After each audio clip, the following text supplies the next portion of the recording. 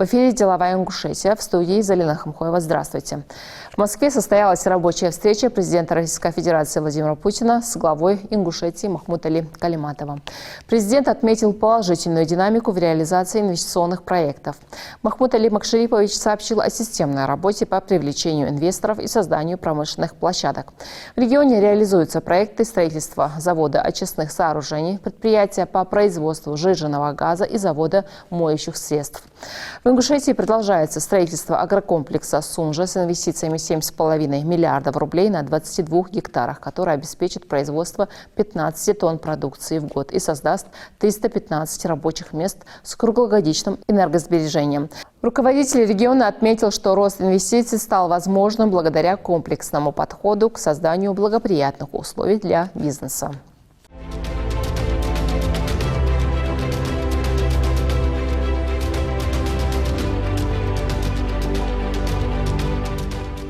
Федеральная налоговая служба и банки восстановили стабильную работу автоматизированной упрощенной системы налогообложения, сообщили в пресс-службе ведомства. Данные об операциях от банков, а также транзакции по контрольно-кассовой технике в полном объеме отражаются в личных кабинетах налогоплательщиков, констатировали там. Сейчас 6% обращений пользователей связаны с техническими проблемами, сообщили в ФНС. Основная масса обращений касается практических вопросов, например, правил разметки операций и расчета НДФЛ. С начала этого года банки передали информацию о более чем 32 миллионах операций. Точность разметки банками на основании сведений о подтвержденных пользователями операциях составляет 97%, указали в налоговой службе. Там также отметили, несмотря на то, что предварительную разметку операций осуществляют банки, сведениями о фактическом характере операции обладает только сам налогоплательщик. При этом у налогоплательщиков АвтоУСН имеется возможность подтвердить или скорректировать разметку банка, подчеркнули в ФНС.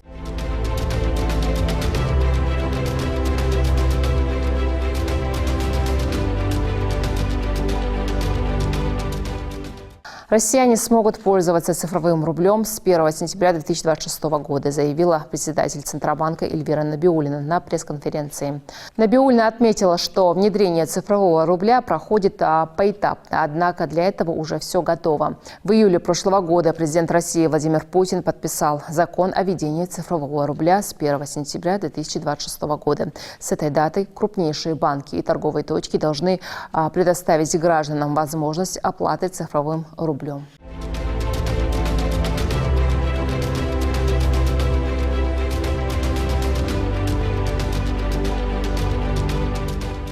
Малое и среднее предпринимательство играет ключевую роль в развитии экономики, создавая рабочие места и стимулируя инновации. Для поддержки предпринимателей важна комплексная помощь, включающая консультации, обучение, доступ к финансированию и продвижению продукции. Торгово-промышленная палата выступает важным партнером в этом процессе, обеспечивая предпринимателей необходимыми ресурсами и связями. Она помогает налаживать деловые контакты, защищать интересы бизнеса и способствует развитию благоприятного инвестиционного климата, что способствует устойчивому росту малого и среднего бизнеса. Подробнее далее в интервью.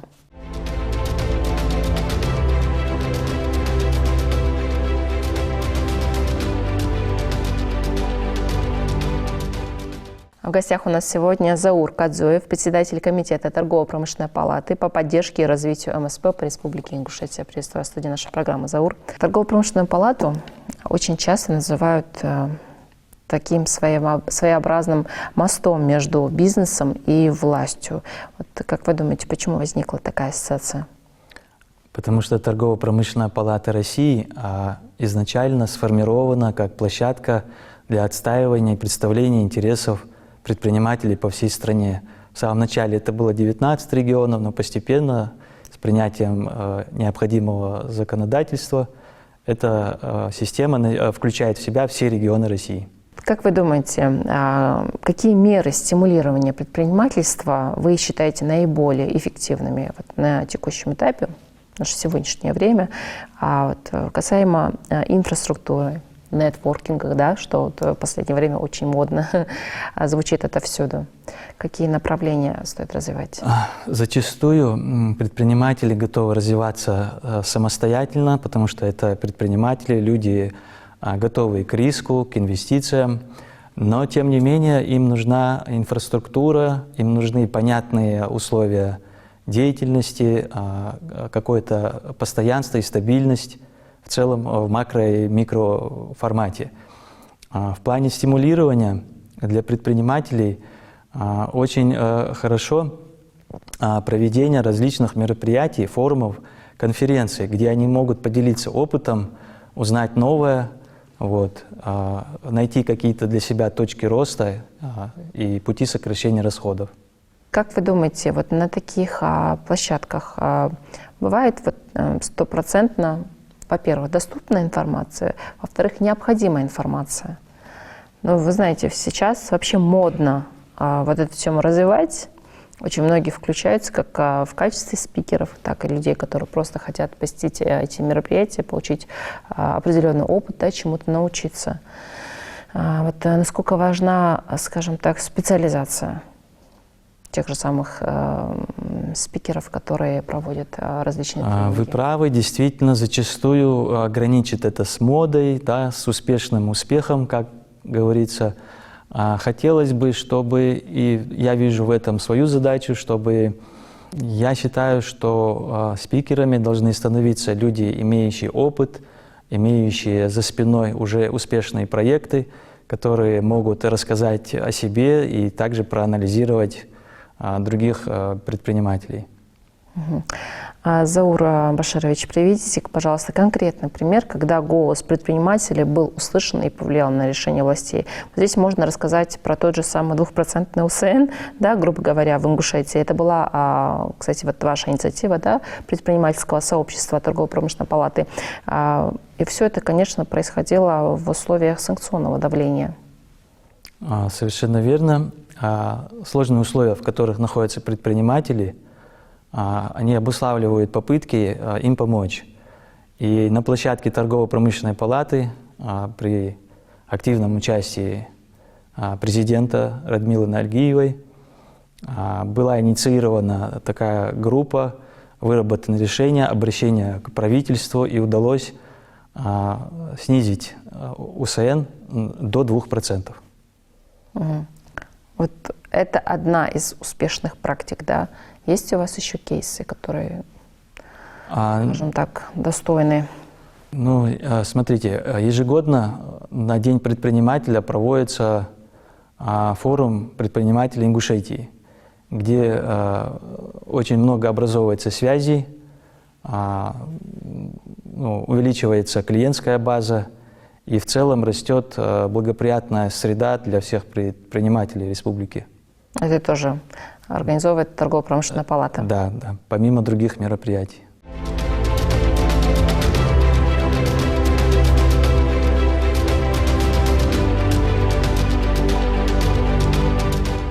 Генеральный спонсор программы – компания «Спектр». «Спектр» – все услуги для бизнеса.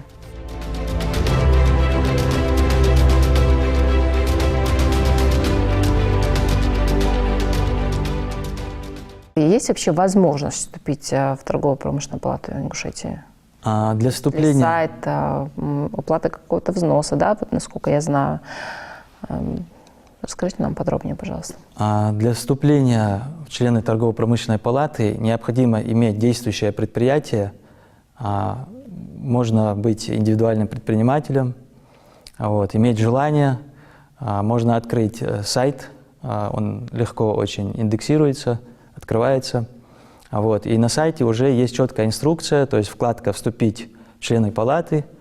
По инициативе правления Торгово-промышленной палаты республики членские взносы находятся на минимально возможном уровне. Поэтому, учитывая те возможности и преференции, которые дает участие, то... Какие именно? Здесь очень много можно говорить. Первое, самое важное, это площадка для встреч, для делегирования своих каких-то проблем, вырабатываются общие решения, и если действительно это очень важное направление, то с этим направлением торгово-промышленная палата уже идет в правительство и в другие государственные органы. Это вот самое главное, да? Это самое главное, да.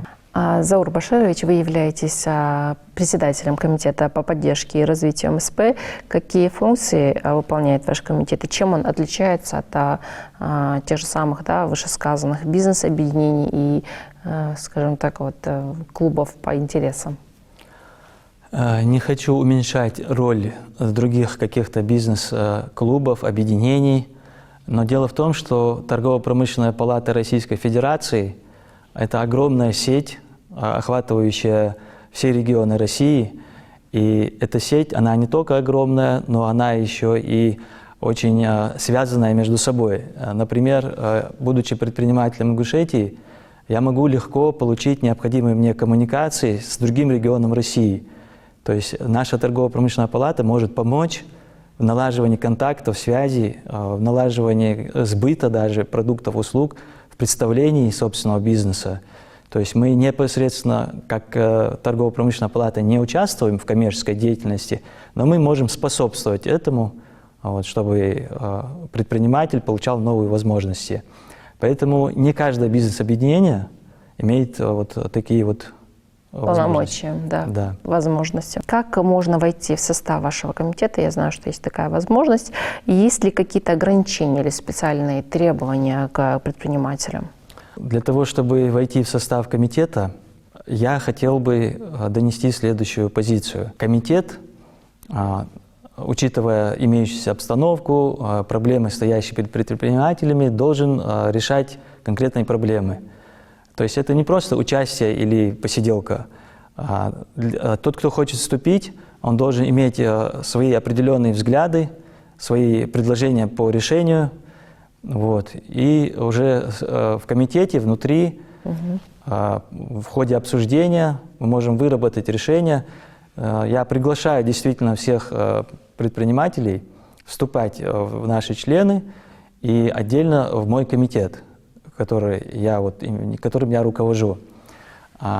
Я хочу заверить всех предпринимателей республики, что в нашем комитете мы постараемся быть максимально конструктивными и действительно, вот, чтобы эта эффективность она была доступна каждому из наших участников нашего комитета, чтобы тот человек, который действительно имеет какие-то предложения, чтобы он был услышан.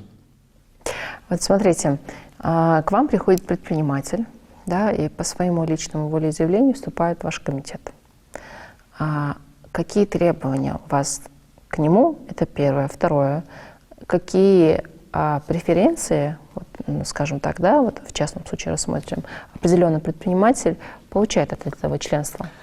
Не совсем будет правильно, если мы будем проводить прямую связь между преференциями, да, и членством, потому что членство – это прежде всего добровольное участие.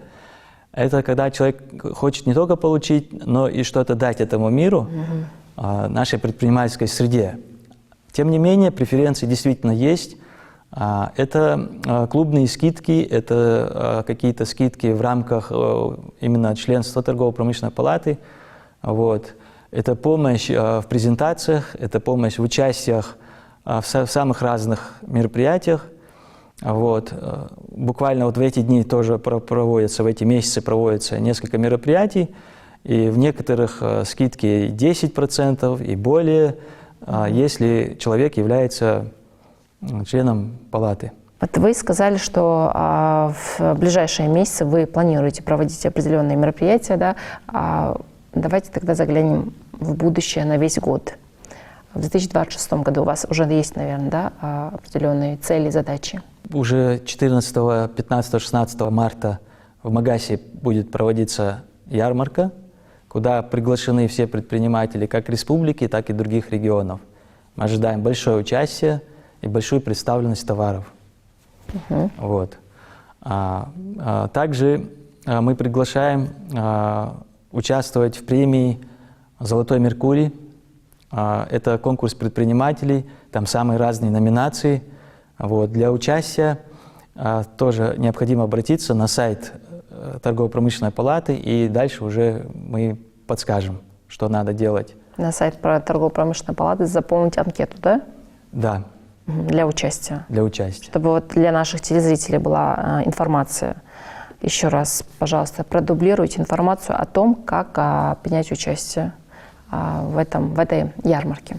Создан специальный сайт, и все ссылки на сайте торгово-промышленной палаты доступны. Также мы постараемся довести до населения с помощью разных средств массовой информации. Но уже сейчас можно зайти на сайт торгово-промышленной палаты, это есть и в разделе «Новости», открыть, посмотреть, и дальше уже там несложно подать заявку. Есть определенная стоимость у участия, есть определенная стоимость, там каждый, чтобы мог выбрать для себя подходящее. Помимо того, что вы являетесь председателем комитета в торгово-промышленной палате, вы также являетесь экспертом в сфере предпринимательства и даете, скажем так, дельные заветы, да, предпринимателям. Принимаете участие во многих различных бизнес-площадках, бизнес-тренингах. Да. И помимо этого, самое главное, вот как вы вначале сказали, с вами абсолютно согласна, человек, который дает советы, как правильно вести бизнес, должен как минимум иметь хотя бы один успешный проект за плечами. Вот. И этот проект у вас есть. Это всем широко известный сайт Беркат.ру, который относится к категории социального предпринимательства. Заур Баширович, какие ключевые факторы успеха вы выделяете для малого и среднего бизнеса? Если говорить о Республике Ингушетия, то факторы, которые я нахожу максимально актуальными, это умение работать с высокими технологиями. Это очень актуально в наше время. Да, это опыт продаж, это повышение своих навыков в процессе дополнительного образования, и хотелось бы отметить, не забывать про наши культурные и традиционные ценности. На сочетание этих перечисленных факторов, мне кажется, успех ждет еще много предпринимателей. Но вот касаемо культурно-традиционных ценностей, наверное, для многих это может звучать как-то странно, да, предпринимательство и культурно-традиционные ценности. На самом деле, кто сегодня является целевой аудиторией, да, любого предпринимателя у нас в Ингушетии? Ингуши? И, естественно, вот этот момент, мне кажется, вы очень хорошо подметили, что без этого никуда. Полностью согласен. Тем более стоит учитывать, что сегодня экономика представлена уже большим количеством товаров. И среди этого многообразия встретить что-то свое, пусть не совсем, да, на 100%, а имеющую какую-то свою локальную такую идентифицированность. Это может быть нейминг, то есть название продукта, товара, это может быть форма, либо это может быть какая-то сопутствующая услуга к этому продукту. Если мы видим, что это имеет локальную привязку, как-то это клиентские предпочтения вызывают... Более привлекательнее, да. Да, более привлекательнее. Когда МСП выходит за рамки МСП и идет уже более в крупный бизнес, то здесь уже понятно, да, учитывать, мне кажется, надо будет очень много аспектов, но МСП сегодняшний, малое и среднее предпринимательство в Ингушетии, работают только в рамках нашего региона. И поэтому, мне кажется, культурно-традиционные ценности соблюдать в ведении бизнеса очень даже хороший совет. Да, и маленькое дополнение. Все-таки мы порекомендуем нашим предпринимателям не останавливаться на локальном рынке, знакомиться с рынками других регионов, а может быть даже и стран. Ну да, плохо солдат, который не мечтает стать генералом. Так, как вы помогаете предпринимателям формулировать и реализовывать бизнес-стратегии? Я в рамках доступных мне ресурсов я стараюсь объединять предпринимателей, как опытных, так и начинающих, а также тех, кто только подумывает стать предпринимателями. То есть моя задача показать всем, что на самом деле сложное может быть не столь сложным. И если человек получает информацию о том, как другой, да, кто-то уже создал бизнес и делится этим опытом, это является хорошей мотивацией. И поэтому я считаю, что вот проведение разных мероприятий, где рассказывается именно конкретика, именно фактура, именно реальные истории успеха, вот, то вот эта вот информация является максимально полезной.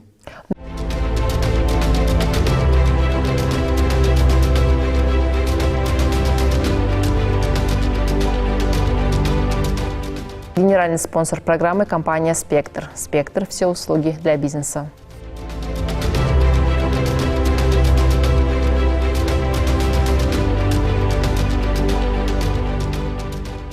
Заур Баширович, какие ошибки в стратегии чаще всего встречаются у наших предпринимателей? Здесь стоит отметить такие основные моменты, как у нас часто встречается повторение чужого проекта. Вот. Я бы рекомендовал не повторять, а дополнять. А если, к примеру, вот эти проекты схожи по направлению? Вот как раз-таки в этом и проблема, что у нас на одной улице могут существовать 2 аптеки, вот, и 2 салона красоты. Да, с вывеской зеленой. Да, рынок, современный рынок и потребности клиентов, потребности населения, они сегодня настолько многообразны, что идеи и ниши найдутся для каждого. Не стоит копировать и повышать конкурентность до каких-то немыслимых пределов. Не стоит создавать то, что уже имеет 10 реализаций. Поэтому я бы вот рекомендовал бы именно искать новое. Ниши. Да, особенно учитывая, что у нас в республике огромное развитие сейчас получает агропромышленный комплекс. У нас есть тренд на здоровье, очень не восполнена сфера детского и семейного досуга, поэтому ниш очень много, и рекомендация вот не повторять то, что у кого-то получилось и стало прибыльным, да, а быть именно предпринимателями в том смысле, что создавать новое и приносить пользу другим людям. Это один момент. Вот. Также хотелось отметить, что горизонт планирования у предпринимателей республики зачастую очень недалекий. В каком плане? Рассматривается год, максимум 2 года. Тогда как серьезный проект, пусть даже и не в больших ресурсах, стоит планировать как минимум на несколько лет. Вот.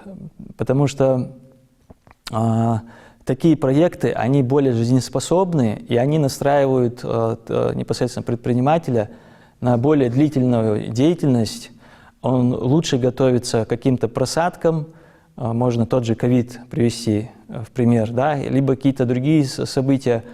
Вот. Поэтому вот моя рекомендация – планировать на большее количество периода и вот иметь какой-то запас прочности.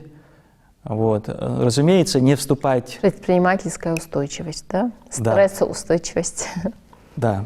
И, разумеется, заниматься тем делом, которое действительно нравится. Ну, это да. Чтобы работать было не тяжело, да? Да. Какие методы увеличения продаж вы считаете наиболее действенными в современном обществе, в современных условиях?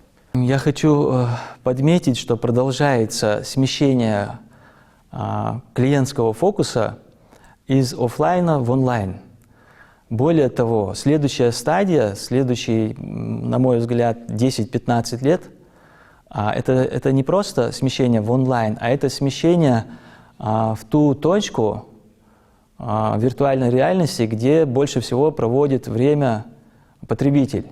К примеру говоря, если это соцсети, надо быть представленными в соцсетях. Если человек пользуется какими-то другими, не знаю, там, допустим, там тот же Рутюб, да, то надо быть представленным там, а еще лучше максимально использовать все каналы. То есть потребитель сегодня буквально за последние годы мы видим, как приобщился к маркетплейсам. Теперь не обязательно идти в магазины, да, все привозят в дом. Они сильно трансформировали рынок, очень сильно трансформировали. Но вот в этом плане я хочу посоветовать продолжать именно нишевые магазины и нишевые услуги. Допустим, те же самые кроссовки или что-то еще, вот узкое направление, в которое человек может прийти и по ценам не сильно отличающимся от интернетных, но зато может примерить, зато может получить какую-то гарантию. Клиенты разные, и у каждого есть своя целевая аудитория. Да. Магазинам нужна такая, как я, или там маркетплейсам нужна такая, как Регина. Да, я думаю, вот именно разнообразие, разнообразие потребностей обуславливает Это просто очень многих пугает популярность маркетплейсов. Здесь все-таки они как-то некорректно смотрят на эту ситуацию. Но вам как это кажется? Это возможно? Что из-за того, что проявились крупные торговые сети, да, скажем так, различные предприниматели там представляют свой товар, свою продукцию, а вот, получается, офлайновские просели. Я думаю, что стоит учитывать, что мир меняется. Вот. Одни технологии выходят на передний план. Вот. Да, действительно, на многие магазины это отразится. Повлияло, да? Очень сильно повлияло. Вот. Тем более, что и маркетплейсы тоже не стоят на месте. Они заходят совершенно еще вчера ниши, которые мы не могли подумать. Вот. Они тоже расширяются. Но тем не менее, область для приложения своих усилий и навыков, она не уменьшается, я бы сказал, она увеличивается. И те же маркетплейсы можно использовать, вот, не только покупать, но и продавать в них. Особенно для наших предпринимателей это хорошая подспорье. Можно заходить туда, да, смело? Да. Так, Заур Баширович, дайте, пожалуйста, пару дельных советов стартапам. С чего начать, на что акцентировать внимание и на что не тратить время и деньги? Первое – это заняться тем, что вам действительно нравится. Только в этом случае обычно достигается хороший успех. Вот. Составление бизнес-плана. Пусть это будет не самое профессиональное исполнение, но тем не менее вы должны для себя увидеть на бумаге или в Excel свой план действий, внести туда все операционные затраты, предполагаемую прибыль, провести аналогию с подобными проектами, потому что у нас очень довольно темпераментные мы люди, и мы хотим за один год получить максимум отдачи. Но в большинстве случаев так не бывает. Вот. Поэтому я бы настоял на том, чтобы предприниматели гораздо более взвешенно подходили к выбору ниши и чем заняться, а после того, как выбрали, уже не останавливались и шли до конца.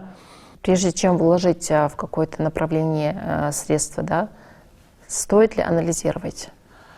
Обязательно стоит анализировать потенциал рынка, потому что только тот бизнес становится успешный, который закрывает какую-то определенную потребность людей. То есть в моем опыте тоже есть проекты, которые я создавал не потому, что ожидал большой прибыль, а потому что считал, что это нужно, полезно для людей. Вот. Но как бы прибыль такие проекты не приносят. Вот. На сочетании удовлетворения какой-то потребности и ее определенной стоимости, вот здесь вот возникает уже действительно прибыль и лояльность клиентов. То есть вы должны четко определить, в чем ваша польза и в чем ваше преимущество. Открывать, допустим, еще один бизнес, который уже есть, или он даже находится в зоне какой-то досягаемости, да, пусть даже не в этом городе, допустим, а находится там в Малгобеке. Вот. Это не самый эффективный путь, вот, поэтому стоит учитывать эти моменты. Я хотел бы пригласить всех предпринимателей вступать в наши ряды. Обещаю, что мы встретим радушно, поделимся с вами своим опытом и послушаем вас. Напомню, что сегодня у нас в гостях был Заур Кадзоев, председатель Комитета торгово-промышленной палаты по поддержке и развитию МСП Республики Ингушетия. Спасибо вам. Дорогие телезрители, на экранах своих телевизоров вы видите адрес электронной почты, на которую вы можете отправить вопросы. Если они у вас есть, мы обязательно постараемся озвучить их в студии нашей программы. Нам очень важна обратная связь. Адик Калышин Мяждалчи.